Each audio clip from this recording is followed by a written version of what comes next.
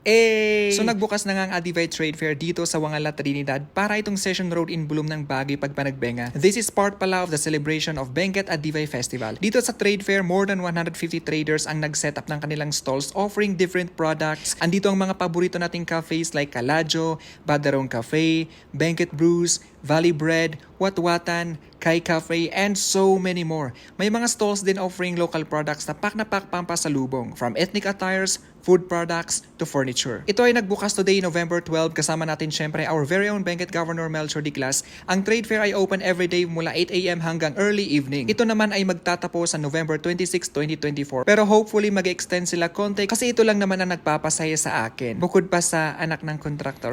Dito ako dumiretso sa stall ng Benguet Brews kasi super favorite ko ang kape nila. The best. Okay din yung shawarma ng cups in wraps. Tapos syempre ang inaabangan kong barbecue ng Benguet Government Employees Multipurpose Cooperative. May health station din dito, baka kasi ma-high blood ka sa Watwat. Char! Paano pumunta rito mula sa Baguio? Puntahan lang ang jeep terminal papuntang La Trinidad. Meron isa dito sa baba ng City Hall. May isa rin dito sa Magsaysay. Piliin lang ang may sulat na motor pool or housing. Padrop ka lang sa Adivay Trade Fair. Dito ka mismo ibababa sa may entrance ng Trade Fair. 22 pesos ang pamasahe. Magbaw na lang ng pasensya kasi medyo traffic niya.